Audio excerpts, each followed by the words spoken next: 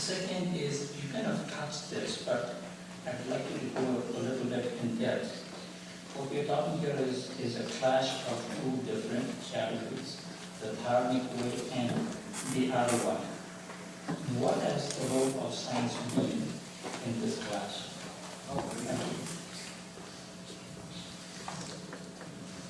Okay, two excellent questions. Thanks for that.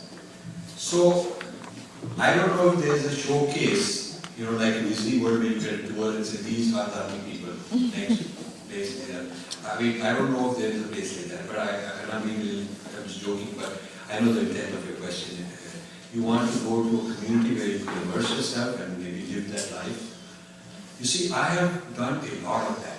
I have been initiated by all kinds of gurus, and I have practiced all kinds of meditation and all kinds of sadhanas under many ashrams. I've been just doing a lot of that. As part of my journey, I travel around, and so I like to, when I'm understanding something, I like to try it. Then I have an insider's view, not just a book knowledge view. So I feel that what will click is different for different temperaments. And this is very beautiful in our tradition. You may find somebody clicks with a bhakti temperament because that is their predisposition, and somebody else wants to go to higher states of meditation. And somebody through karma and service to others sees the divine in the others that he's serving, and that's my way. And so this way you will find different paths, or some are very philosophical into Gyan. So you will find different communities offering different combinations of these different paths, different margas.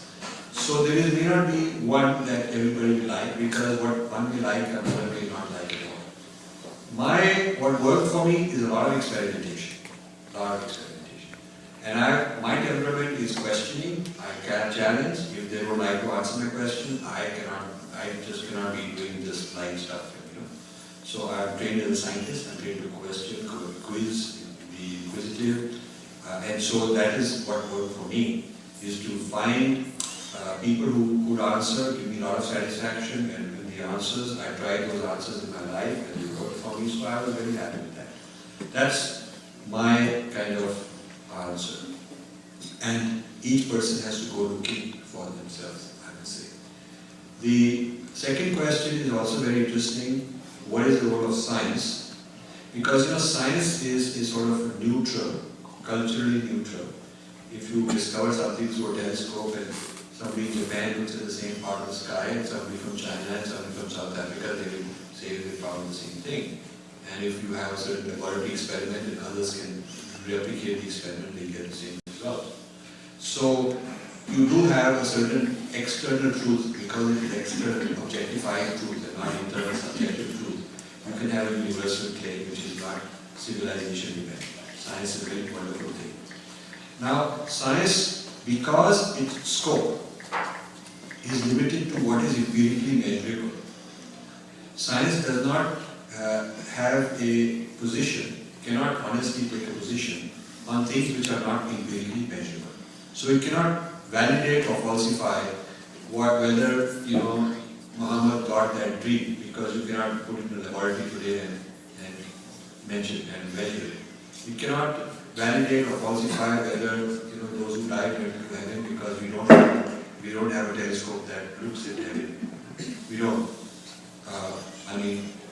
So a realm which is beyond observability of science cannot be within the scope of science. That doesn't mean it's false. It doesn't mean it's unscientific or anti-scientific. It just means it is outside the scope and domain of science. Now, something very interesting in our tradition, which the Abrahamic traditions don't have, in the book explains. There is this Adhyathmika, inner experience, which is empirical but personal. It is called first person empiricism, means my experience of a certain technique which gave me a certain experience. Yeah? And I can teach it to you, and you have to find for yourself whether you got that experience or not. This is called first person empiricism. Nobody can observe it through a telescope or microscope, and like you are observing something external to yourself. The telescope and microscope and laboratory is within. And the instrument of knowing is a very clean mind which is still, which is not disturbed mind, which is not jumping around. And that is what meditation tries to do, is give you stillness, clarity of a sattvic mind, clarity of mind. So when you are in a stillness of clarity of mind and very hyper alert consciousness, you experience things which are not normally experienced, because the cluttered mind and agitated mind is covering it up. The veil is there.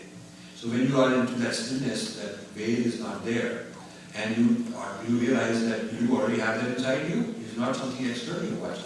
So this methodology, which is the height of our tradition, is, I call it first person empiricism. It is empiricism because I can replicate it, I can teach somebody else and he can validate it or falsify it.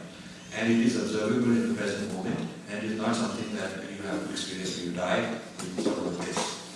Now this first person empiricism is scientific. It's a new kind of science. It's first person empirical science. Because it is verifiable, it is reproducible. Science has to be verifiable by somebody and reproducible. Whereas the Abrahamic religion, historical claim, history can't be reproducible. But this is not historical claim, this happens to everybody. So if you do a certain thing, you get a certain siddhi, you get a certain clarity. It may take you a very long time. It may require huge sacrifice. It may take many births because your person may be messed up to start with. But enough people have validated it to give this lineage, to give lineages long-term sustainability. Because ultimately, if the methodology doesn't work, people abandon it. Because the demands we make are lifelong, huge amount of demands to go into this and give up so many things. People aren't going to do that if it didn't work. So the validation of science, closest we can get, is in our tradition, which is first person empiricism, replicated by others who are taught, and if it didn't work, they would wander off.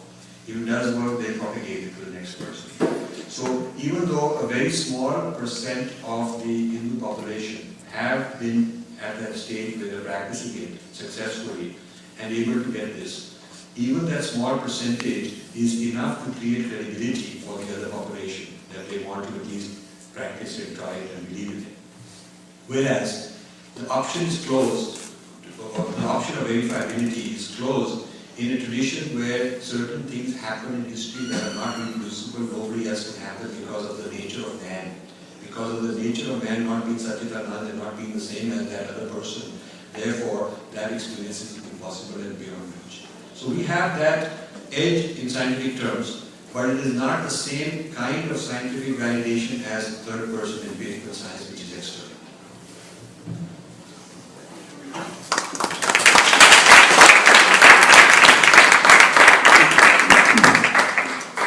Thank you very much, Rajiv. You've given such crystal clear explanations for all the doubts and questions and musings of all of us. Thank you very much. At this time, I would invite Dr. Garland to please come up